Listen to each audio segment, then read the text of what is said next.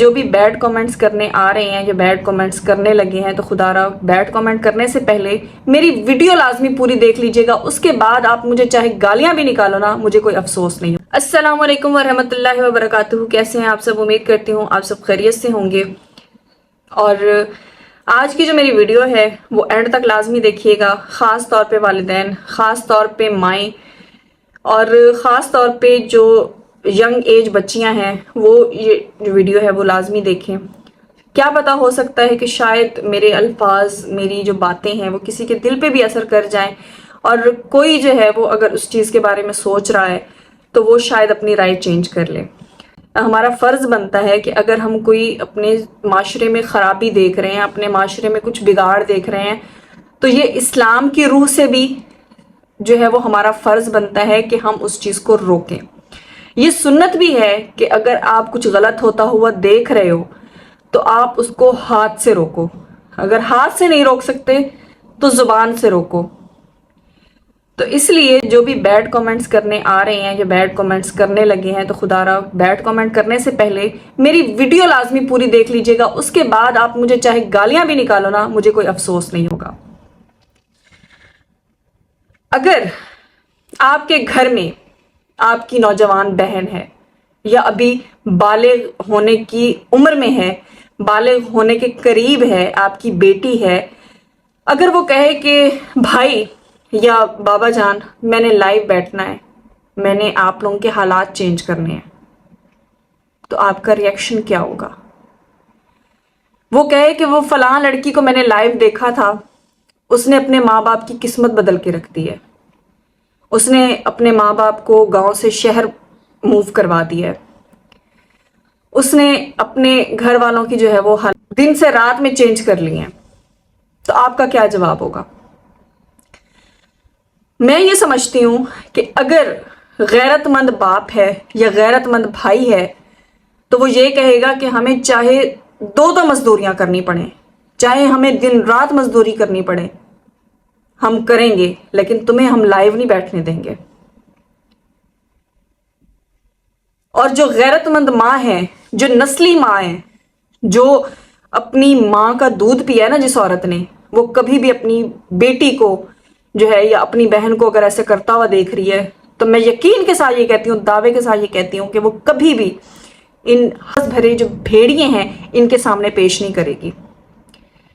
جس لڑکی کو آپ اپنا رول ماڈل بناؤ گے یا جس لڑکی کو اپنا رول ماڈل بنا کے آپ اپنی بیٹیوں کو لائف پہ بٹھاؤ گے, کیا آپ کو ان کی حقیقت بھی پتا ہے؟ وہ کوئی غریب نہیں ہے.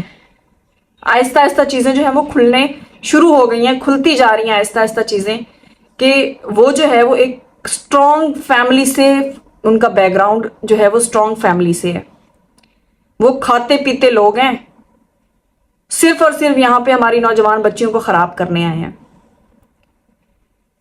کافی سارے لوگ آئیں گے کہ آپ جیلس ہو رہی ہیں ان سے. میں کیوں جیلس ہوں گی؟ میں تو سوشل میڈیا سے یقین مانے, خدا گواہ اس چیز کا کہ مجھے پورا 1 سال ہو گیا ہے, میں نے 1 روپیہ نہیں کمایا یہاں سے. مجھے صرف تکلیف اس چیز کی ہے کہ ایک فاطمہ بیٹھی تھی لائیو, اب 2 دن پہلے میں نے ایک لائیو دیکھی, میرے پاس سم تو نہیں ہے لائیو, مطلب میں نے ویڈیو ہی دیکھی ہے سکرال کرتے ہوئے ٹک ٹاک پہ, ایک اور نئی لڑکی مارکیٹ میں آ گئی ہے. میں یہ الفاظ یوز کر رہی ہوں, اس کے لیے میں معذرت کروں گی کیونکہ مجھے اس طرح کے الفاظ زیب نہیں دیتے, لیکن جو یہ ٹک ٹاک ہے یہاں ایک سمجھے بازار چل رہا ہے, یہاں پہ ایک مارکیٹ چل رہی ہے کہ جو لڑکی بھی آ رہی ہے وہ لائیو بیٹھ رہی ہے, وہ بک رہی ہے, اپنی عزت بیچ رہی ہے اور اپنے گھر والوں کے حالات چینج کر رہی ہے. تو یہاں پہ مجھے تھوڑا سا افسوس ہے کہ ہماری جو کافی ساری ایسی لڑکیاں جنہوں نے ان کو رول ماڈلز مانا ہوگا, بیبیوں بہنوں کچھ ہوش کرو, رول ماڈلز ان کو بناؤ جو آپ کو جنت میں لے کے جائیں, جو آپ لوگوں کو سیدھا رستہ دکھائیں, ہدایت کا رستہ دکھائیں. اللہ تعالیٰ سے دعا کیا کرو. یہ جو دور چل رہا ہے اور یہ جو دور جا رہا ہے یہ بغیرتی کا دور ہے, یہاں پہ ہمیں ہدایت نہیں ملے گی. جو گمراہ ہوتا ہے نا, جب تک اللہ کا ہاتھ اللہ نے ہمیں پکڑا ہوا ہے, ہم ڈر بھی ہے ہمارے اندر, خوف بھی ہے ہمارے اندر. ہمیں یہ بھی ہوتا ہے کہ اللہ ہمیں دیکھ رہا ہے. اگر ہم یہ کر رہے ہیں تو ہماری آخرت کیسی ہوگی. یہ وہ لوگ ہیں جن کا ڈر، خوف، ہر چیز ختم ہو گئی ہے. ان کو بس یہ ہے کہ ہمارے پاس دولت ہونی چاہیے، ہمارے پاس پیسہ ہونا چاہیے. ان کے اوپر سے اللہ تعالیٰ نے اپنے ہاتھ اٹھا لیے ہیں. ان کو اب کسی چیز کا ڈر خوف نہیں ہے. ان کے ساتھ اللہ نہیں ہے. اللہ تعالیٰ جب ساتھ چھوڑ دیتا ہے نا تو اس طرح کے حالات ہوتے ہیں. اور ابھی ایک اور لڑکی سامنے آئی ہے، تبسم ملک. اس کو بھی ماں اپنے انٹروڈیوس کروا رہی ہے کہ جی میری بیٹی یہ لائیو بیٹھی ہے. یہ بھی ہمارے حالات چینج کر دے گی. اس مالک سے دعا کرو کہ وہ آپ کے حالات چینج کرے. یہ گمراہی جو ہے نا ایک بڑی دلدل ہے. اگر اس میں آپ دھستے چلے جاؤ گے نا تو آپ جو ہے وہ اللہ تعالیٰ سے دور ہوتے جاؤ گے. تو خدا را اپنی بچیوں کو اس جہنم سے بچائیں، ان دلدلوں سے بچائیں اپنی بچیوں کو.